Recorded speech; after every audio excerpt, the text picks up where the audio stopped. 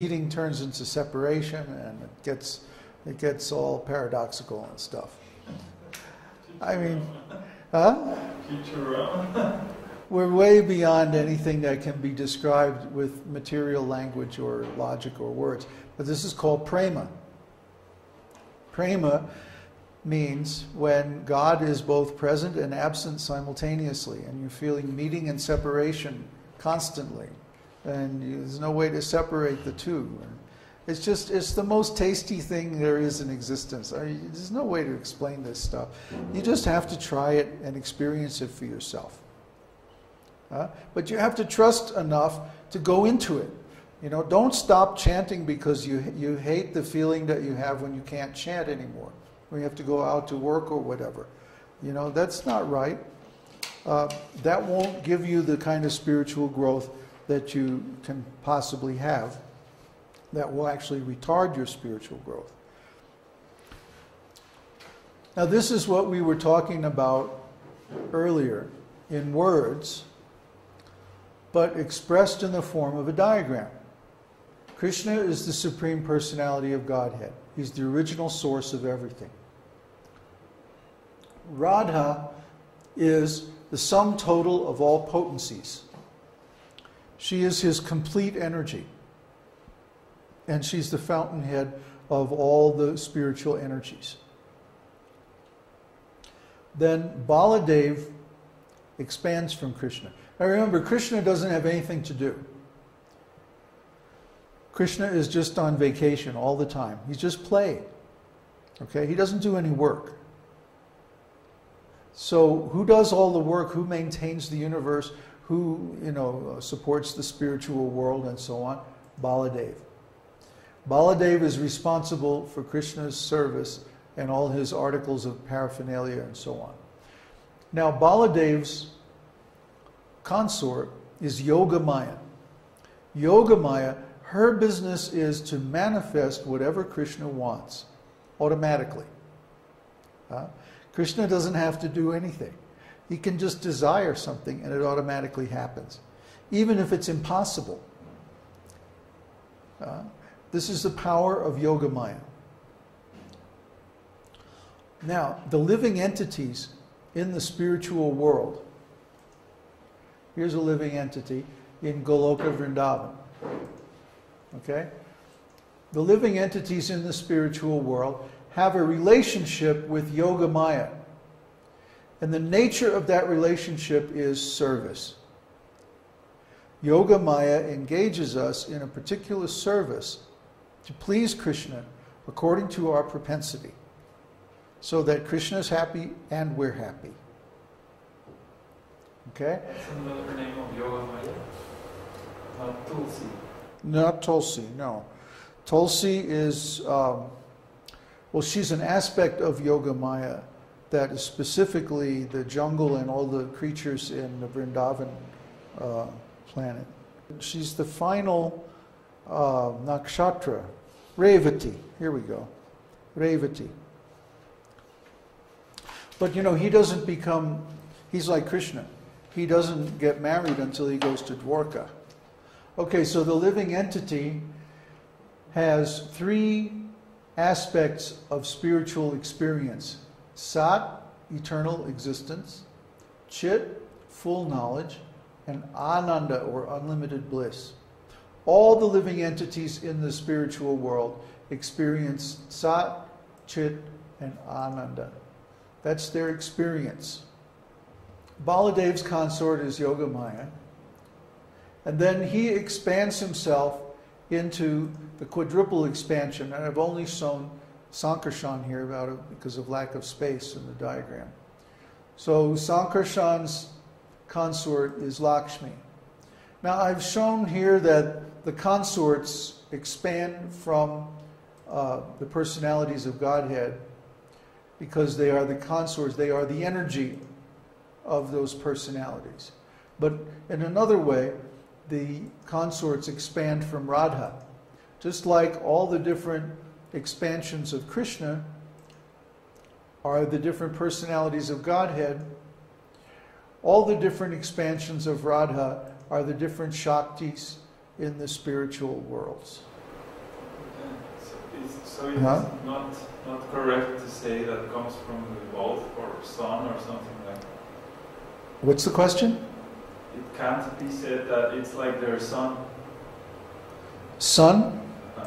What son? Well, male and female, and we see in this world, male and female unite to have a son. Oh, no, because in the spiritual world, his question is it like Radha and Krishna's son is Baladev or something like that? Or Baladev and Yogamaya's son is Sankar? No, that's not the correct understanding. That's why I drew it like this. Because in the spiritual world, you don't require copulation to reproduce.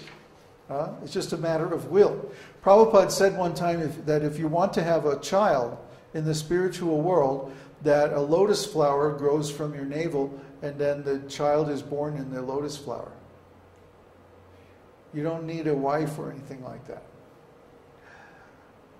So just that we see it in this world, and the male and female principle and all that stuff. Male and female principle is there in the spiritual world. Still no. But the idea is different. Because, for example, Krishna's mother and father are devotees, his servants. But they serve him as mother and father. It's different from here. And then when Krishna wants to expand, he simply wills it, and he expands into so many forms. Baladev expands from Krishna to satisfy Krishna's desires. See, Krishna wants certain kinds of service, so Balaram expands, and he performs that service and delivers it to Krishna. That's their relationship. That's why Baladev is called the Supreme Personality of Servitor Godhead. And actually, all the expansions of the Lord are servants of Krishna. They perform a service for Krishna.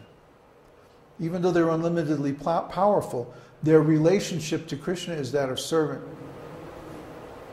Let me try to make a rude analogy. Uh-oh.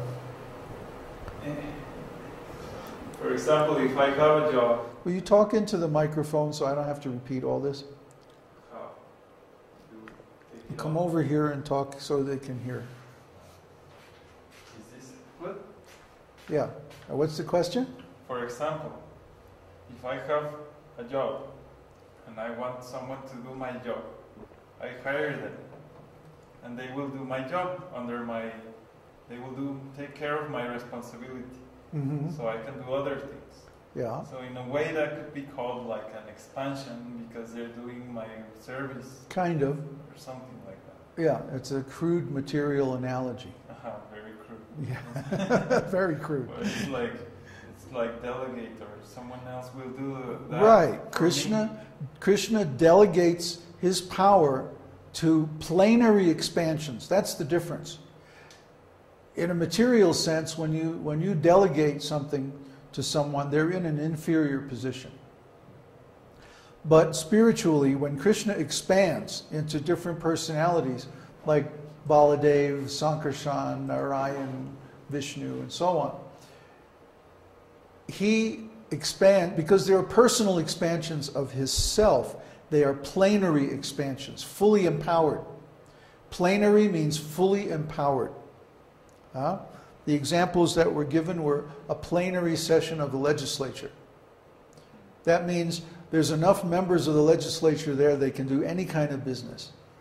They're fully empowered. Or a plenary ambassador. Ambassador plenipotentiary, it's sometimes called. Plenary means he's equally empowered to the government, of the head of the government himself. So that means the ambassador can go to another country and negotiate any kind of treaty or any kind of economic deal or whatever. He's plenary empowered, fully empowered. So God's expansions are fully empowered. Even though their relationship is that of a servant, still they're fully empowered expansions, and in a way they are the same self as him. That's the esoteric part. That's very esoteric. They're the same but different, simultaneously one and different. Achintya Bheda Bheda Tattva. They're simultaneously one and different. Don't try to understand. Don't ask why. That's just the way it is, folks. And we have to deal with them as if they were separate personalities with different qualities and so forth. But actually, they're all the same. And they all know what each one knows what all the other ones know. It's crazy, huh? Okay, you had another question? It was related. The only difference is that they are the same person. Because if I hire someone and I give them a letter, you can do anything in the position you are, and it's like if it was me. Right. Just like if a person has a lawyer. If a person has a lawyer and they empower that lawyer to represent them, then the lawyer can make any kind of a deal on behalf of that person. So it's like that. The different personalities of Godhead